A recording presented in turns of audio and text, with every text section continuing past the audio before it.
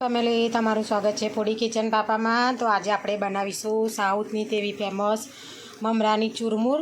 તો તેના માટે મેં આ રીતે મમરા લઈ લીધા છે। મમરા તમારે કડક આ રીતે લેવાના। જો હવાઈ ગયેલા હોય તો તેને થોડા આપણે શેકી કાઢવાના।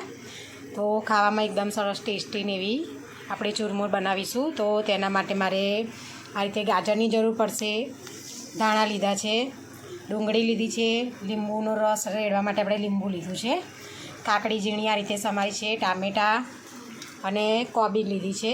મારી પાસે કેરી નથી તેટલા માટે મેં આ રીતે કોબીજ પણ તમે લઈ શકો છો। લીલા મરચાં આ રીતે કટકી કર્યા છે, સીંગ લીધી છે, વઘારેલી જે સીંગ આવે તીખી મસાલાવાળી તે, કશ્મીરી લાલ મરચું મિક્સ કર્યું છે મેં આ રીતે થોડું તીખું અને કશ્મીરી, સ્વાદ પ્રમાણે આપણે મીઠું રાખીશું, ચાટ મસાલો લીધો છે અને તેલ લીધું છે આપણે। તો સૌથી પહેલાં આપણે મમરામાં તેલ રેડીશું થોડું આ રીતે। હવે તેમાં આપણે લાલ મરચું નાખીશું, તેને હવે મિક્સ કરી લેવાનું છે આ રીતે। થોડો ચાટ મસાલો નાખી દઈશું આ રીતે। મીઠું તમારે તમારા સ્વાદ પ્રમાણે નાખવાનું, આપણે થોડું મીઠું નાખીશું। હવે તેને મિક્સ કરી લેવાનું છે આપણે આ રીતે। આપણે મમરાને ને મરચું જે નાખ્યું હતું તેને આ રીતે કોટ કરી લીધું છે। જો હવે તેમાં આપણે જે વેજીટેબલ્સ બધા સમાર્યા છે તે નાખીશું। તો તેમાં આપણે થોડી કોબીજ નાખીશું આ રીતે, થોડું ગાજર નાખીશું, ગાજરને આ રીતે ઝીણું ખમણી નાખવાનું, થોડું ટામેટાં અને કાકડી નાખીશું આ રીતે, ડુંગળી નાખીશું આપણે, ડુંગળી તમારા ટેસ્ટ પ્રમાણે લેવી। હવે તેમાં આપણે જે મસાલા સીંગ લીધી છે તે નાખીશું, કટકી મેં મરચું ઝીણું આ રીતે કર્યું છે એક તે નાખીશું।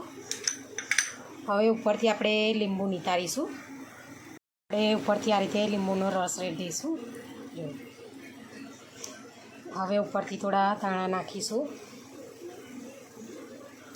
હવે આપણે બધું મિક્સ કરી લેવાનું છે આ રીતે મિક્સ કરી લઈશું હળવા હાથે। તેને તમારે તરત જ પરોસવાનું રહેશે જેથી કરીને મમરા આપણા એકદમ ક્રિસ્પી ને એવા હોય ત્યારે તમારે ખાવામાં ટેસ્ટી ને એવા સરસ લાગે છે।